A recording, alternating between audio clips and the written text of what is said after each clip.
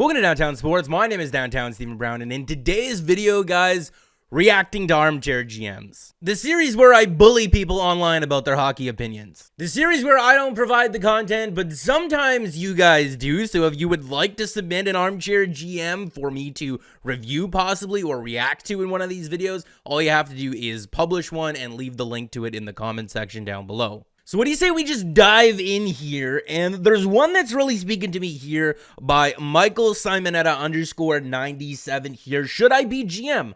So let's answer the question for Michael here. Should he be the GM of the Toronto Maple Leafs here? And he's got Frederik Andersen going to the Blackhawks for Connor Murphy and a 4th round pick. And I assume this is because he's going after a guy like Alex Pietrangelo. I don't know if 6 years works on that deal. Anton Hudobin for 3 years and $2.6 billion. I think he's going to get paid. Maybe the 3-year contract length at his age entices him to sign maybe a little bit of a lower cap hit, but I would expect him to sign like a 2-year deal around $4 million if I'm being realistic here. Connor Murphy is a player that I do really like. I think he plays in a lot of high leverage situations for the Blackhawks, a team that's not very good defensively, and he does have good relative stats. I don't think that the Tampa Bay Lightning would make that deal just because Blake Coleman's going to be so affordable next season, and he is a guy who has a bit of a scoring touch here. And Johnsson and Kerfoot for a 2nd and a 3rd round pick, Justin Holl for a 4th round pick, Pierre Engvall for a 5th. I understand why you're doing this. You're clearing off cap space to go for an Alex Pietrangelo here, but I don't necessarily think that that's the right route to go down. And it's not that I don't think that going after Alex Pietrangelo is the right move if he's there and he wants to sign with you and the deal is reasonable enough. Like if all it takes is front loading the deal and you can get him for a little bit cheaper on a 6 or a 7-year contract, whatever it works out to be, then great. But I don't like the idea of being forced to make trades and then losing them afterwards. Like, I would want a lot more than just a 2nd and a 3rd round pick for both Kerfoot and Johnsson. That's what I would want for one of them, and I don't even know if I would take that for Kerfoot because he could play on your penalty kill. He's a 3rd-line center. He could put up 40 points or so. He plays with a little bit of grit and a little bit of sandpaper for a guy who's a little bit smaller, and he really showed what he's capable of in that Columbus series. This is an Armchair GM that I whipped up that does not include any more trades. It doesn't have the Maple Leafs making another deal this offseason. They could keep Johnsson. They could keep Kerfoot. They don't have to make any of these trades. And if they were to make any of these trades, I would want them to hands down win those deals. And if they can't do that, then I don't think that clearing the cap space out for Pietrangelo is the right move to make. And I think there's been a little bit of a disconnect between me and you, the viewer, over the last couple of weeks or so. The videos that I've been publishing aren't necessarily what I think the Toronto Maple Leafs should do. They're just options that the Toronto Maple Leafs have at their disposal, and I'm trying to cover them in the best and most convincing way that I can. I feel like these Armchair GM videos are a little bit more laid back. They're a little bit more relaxed. It's just me and you having some fun here, laughing at some other people online. And I could be a little bit more real with you guys and share what I would like to happen because this roster, I'm really liking it. I'm a huge fan of this. I just don't think that the Leafs have to make all of their moves this offseason. I think that they can wait and make some moves at next year's trade deadline. But the next one that we're going to click on here is, I saw it, where is it? Fix the Team V4 by Leafs for Life 34. So he's got Justin Holl going to the Calgary Flames as well as a 2nd round pick. So that would be like the 44th or the 43rd overall pick for Sam Bennet with some salary retained. We know that Kyle Dubas is a fan of getting salary retention there because cap space is the most valuable asset that you can have when you are a team that's looking to contend. Not saying that the Maple Leafs are a contending team or not, but he does also have them signing Pietrangelo on a 7-year, $9 million deal. So I do really like Sam Bennet, and I do like the idea of him being a 3rd-line center, so I like that move there. Andreas Johnsson, Travis Dermott, and another 2nd round pick for Pavel Zacha. I don't think you have to pay that price for that player. I just wouldn't make that move. That just seems kind of strange. And then Kerfoot and Engvall. Okay, this guy's a Habs fan. This guy's not a Leafs fan. Liar. Leafs for Life 34. More like Habs are life. What's Carey Price? 31.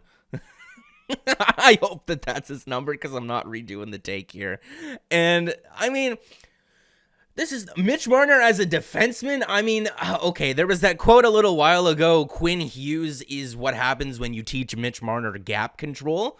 And a lot of people, I think, are taking that to heart too much. Just because Halloween is around the corner here, and it's from totally_offside Todd. I don't know if you watch these videos or not, or if this is the actual real Todd, but they did the mash. It was the monster mash. The monster mash. It was a graveyard. I have no idea if that's going to make it into the video or not here, but Frederik Andersen going to the Carolina Hurricanes for a second-round pick there. The Rangers is his pick in the 2020 draft, which I don't know if that's the way that, I don't know if, let me check. So no, the Rangers' 2020 pick is not the first pick in the second round here. It would be the 41st pick, which would give the Leafs two, relatively almost back-to-back. But could you get more for Frederik Andersen than just the 41st overall pick here? Because the interesting thing about him is that he's owed a $4 million signing bonus, and if the Maple Leafs were to cover that and then trade him, the team that gets him is only on the hook for $1 million for a goalie who could give you 55 to 60 starts. Never mind the goals saved above average for Frederik Andersen last year. Never mind the save percentage, the numbers, or anything like that. You got to speak about what this player is. In the 4 previous seasons to this one, he's one of the most consistent goaltenders in the NHL, one of the most used goaltenders in the NHL. How many goalies in the league can you just walk up to and say, yeah, you're starting 60 to 65 games next season, and they would be able to handle that workload? That carries value. The $1 million in salary carries value, especially in an offseason where owners and GMs are going to be caring about the real dollars instead of the cap dollars. So I would be okay with just getting a second-round pick back for him, but I wonder if they could do a little bit more. Andreas Johnsson for Jesse Puljujarvi, I mean, it would be interesting, but like I said, the Maple Leafs are not in a position where they have to trade Andreas Johnsson, but if you could get Puljujarvi from the Oilers for a guy like Johnsson, I mean, I'd be interested in it. If you're looking at Puljujarvi's NHL equivalency or NHLE here in 56 games in the SM Liga last season, he put up 53 points, which would be the equivalent to 35 NHL points over the course of an 82-game season.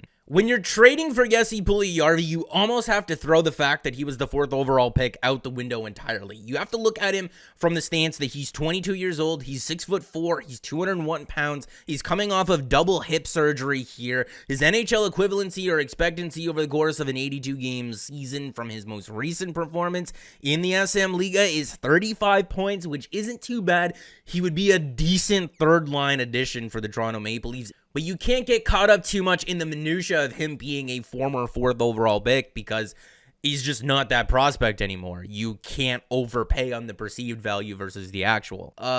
Justin Holl to the Calgary Flames for a 4th-round pick. I guess that would just be getting rid of his contract there. Although I think that Justin Holl is a little bit more of a serviceable player than a lot of people want to give him credit for.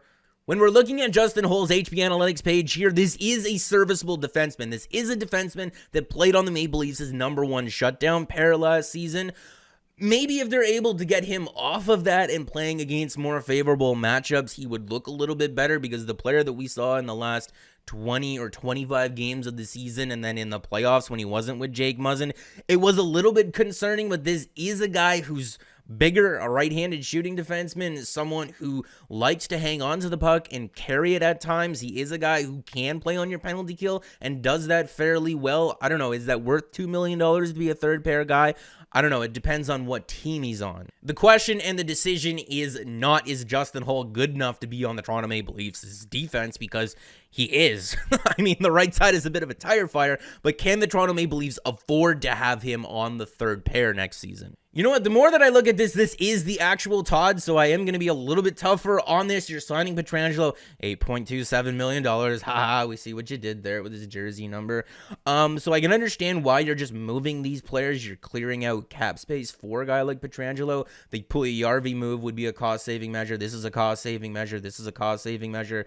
I don't like the idea of just dumping players like that, like I already said, but if you're going to get Pietrangelo, I can swallow it. People are going to look at Cam Talbot and roll their eyes for the way that his tenure in Edmonton ended and then his short little stint with the Flyers. But if you're looking at that 17-18 Edmonton Oilers team, I mean, they weren't very good as a team overall, especially not defensively. And I mean, 908 is just mediocre. I believe Frederik Andersen's save percentage this year was like 908 or 909, just below 910 anyway. If you're looking at ever since this guy made the NHL, Every season has been absolutely spectacular except for one that was mediocre and one that was bad when he played 35 games.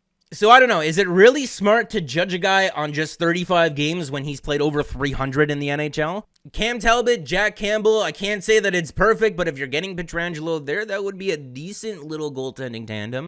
I can't really say that that would be a bad goalie tandem. We've yet to see it. It's just a hypothetical. And the last one that we're going to be going over here was a rumor from someone on Twitter, so I don't know how much stock you want to put into it here, but apparently the Columbus Blue Jackets have called the Toronto Maple Leafs on Andreas Johnsson. And when we're looking at the Blue Jackets here, they don't have their own second or third this year. They don't have a second next year either.